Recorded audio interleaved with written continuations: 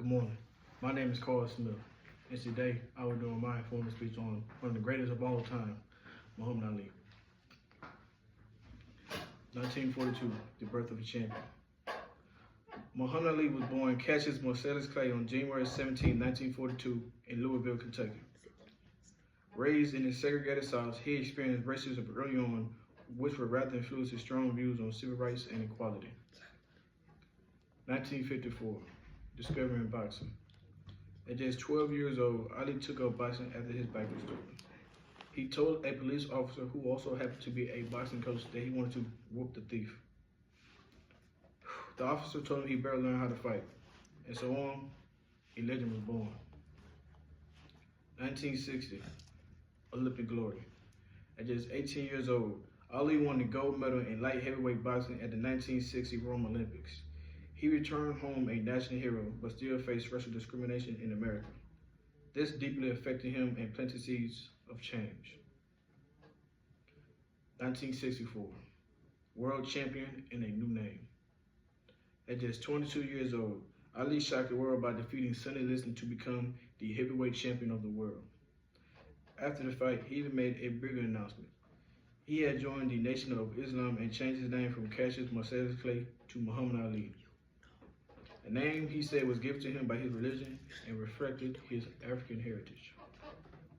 1967, standing up for beliefs.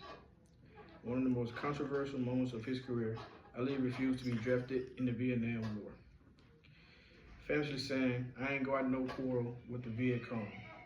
As a result, he was stripped of his title, banned from boxing for over 3 years, and faced prison time. But he stood by his beliefs, becoming a symbol of resistance and integrity. 1971, the fight of the century. Ali returned to the ring in 1970, and in 1971 he faced Smoking Joe Frazier in the fight of the century.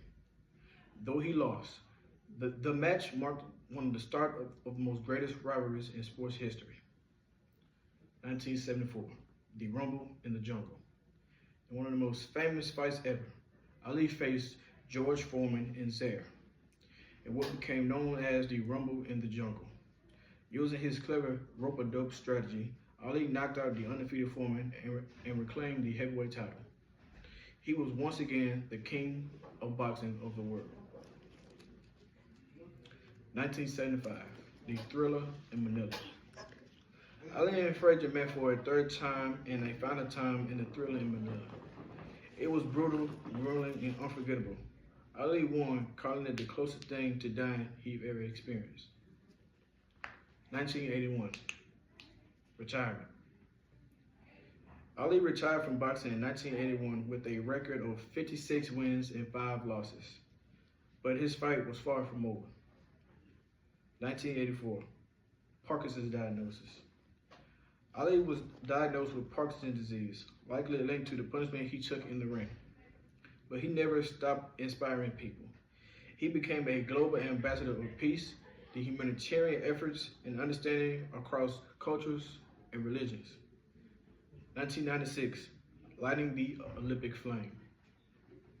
One of the most emotional moments in sports history came in 1996 when Ali, trembling from Parkinson's disease, lit the Olympic flame in Atlanta. The world stood still, watching a true hero rise once again. 2016, a final goodbye. Ali passed away on June 3rd, 2016, at the age of 74. But his legacy, the legacy lives on forever. Muhammad Ali once said, "He who is not courageous enough to take risks will accomplish nothing in life." He risked everything, his career, his freedom, his reputation, to stand for what he believed in. In the ring, he was fast, fierce, and brilliant. Outside the ring, he was bold, principled, and fearless. He wasn't perfect, but he was real, and that's what made him the greatest. My name is Carl Smith, and this has been the conclusion of my informational speech on the greatest of all time, Muhammad Ali. Thank you.